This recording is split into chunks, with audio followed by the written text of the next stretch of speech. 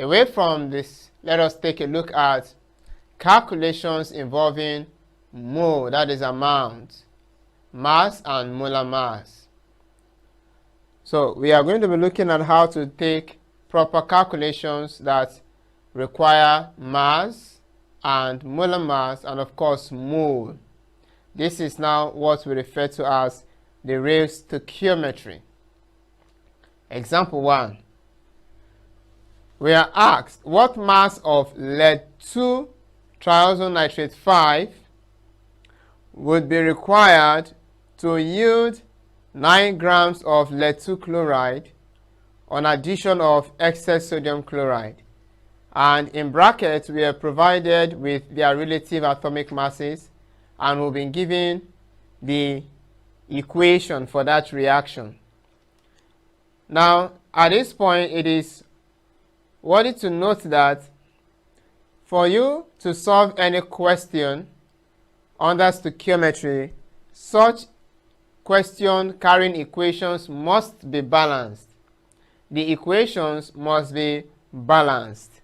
So if the equation is not balanced, we may have challenge trying to solve such a question. Now looking at the question displayed on the screen, it is between lead nitrate and sodium chloride. So let us take a look at what we have there. Lead nitrate and sodium chloride. We are told that lead nitrate reacts with sodium chloride and our product is going to be lead chloride. This is an example of a double decomposition reaction which we just discussed, and sodium nitrate. Now to balance that equation, we'll have to put 2 here in front of sodium chloride and of course 2 there in front of sodium nitrate, and the equation is balanced. I think I just have to separate this a little and we'll have space for that. So we have plus 2. Okay, so having seen that, let us proceed. Now it is always good to understand the question given to us before we proceed to solving such kind of question.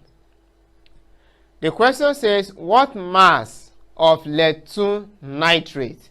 That is to say, the question is making reference to lead 2 nitrate. This is lead 2 nitrate. It says what mass of lead 2 nitrate would be required to yield 9 grams of lead 2 chloride. So the question is interested in 2 species. Generally speaking, whenever we have any question under stoichiometry, the question will be interested in 2 major species in any equation. So as we can see from this equation, we are interested in lead nitrate and lead chloride. The question is interested in lead nitrate and lead chloride. Sodium chloride and sodium nitrate are not in the picture, really. They are not really in the picture. So the question is making reference to particularly lead nitrate and lead chloride. What mass of lead nitrate would be required to give 9 grams of lead chloride? So we've been told already that 9 grams of lead chloride was produced, and we are asked what mass of lead nitrate will produce 9 grams of lead chloride. That is the simple question.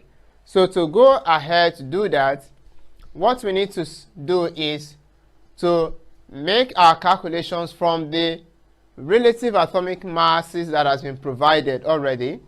From there we can now see how to solve our question. So looking at that, let us see the masses given to us, lead is 207, so nitrogen is 14, oxygen is 16, sodium is 23, chlorine is 35.5. So with that, let us take a look at calculating the molar mass of lead nitrate. So to calculate the molar mass of lead nitrate, we have it as lead nitrate is 207 plus nitrogen is 14 plus oxygen is 16, but there are 3 oxygens there, so it's going to be 16 times 3, and then we'll close the bracket. We have 2 outside. For lead chloride is 207 plus 35.5, but because there are 2 chlorine atoms there, this is going to be 2 multiplied by 2.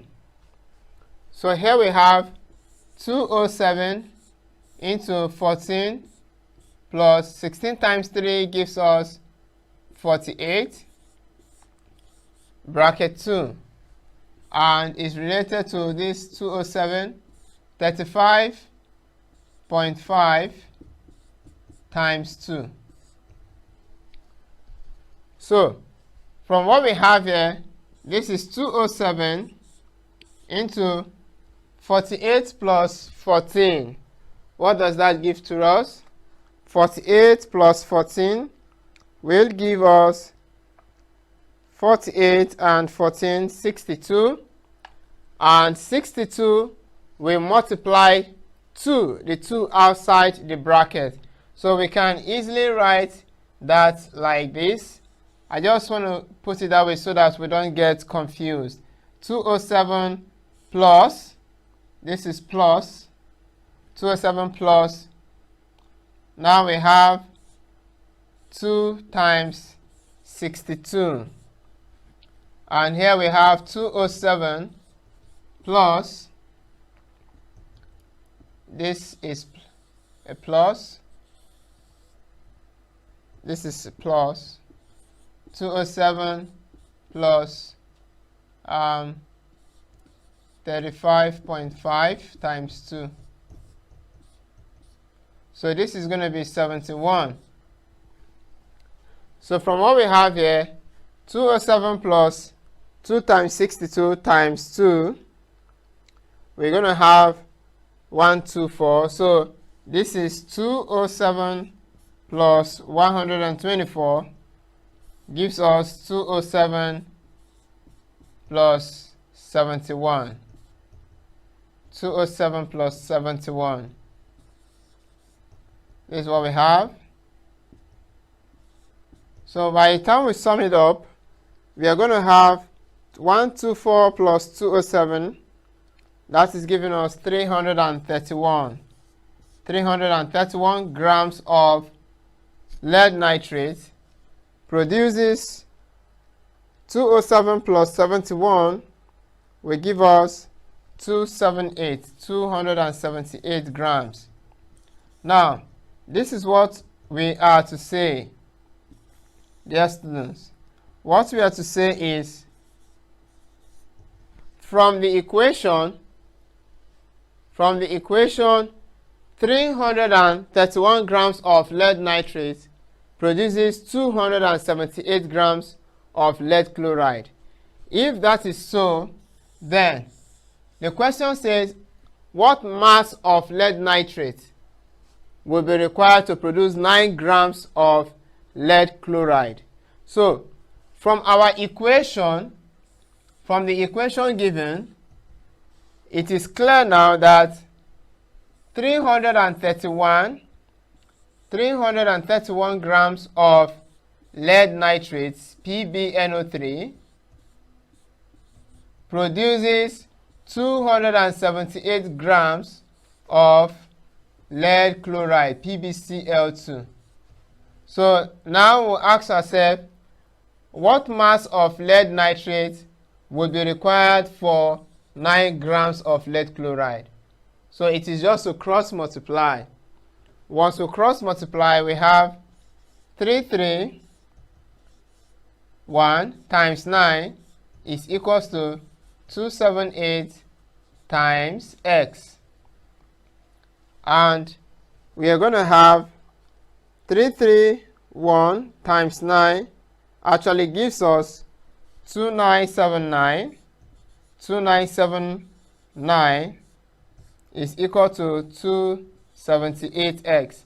And to find what our x will be, it's going to be 2979 divide 278, and that will automatically give us our final answer, and that is 10.7 grams. So we are going to be needing 10.7 grams of lead nitrate to react with 9 grams of lead chloride. So that is the question. What mass of lead 2 nitrate will be required to yield 9 grams of lead 2 chloride? So to get 9 grams of lead chloride, we will need 10.7 grams of lead nitrate. So whenever any question is given to us in stoichiometry like this, what we need to do, dear students, is not to panic, but first get to know the relative atomic mass of the elements.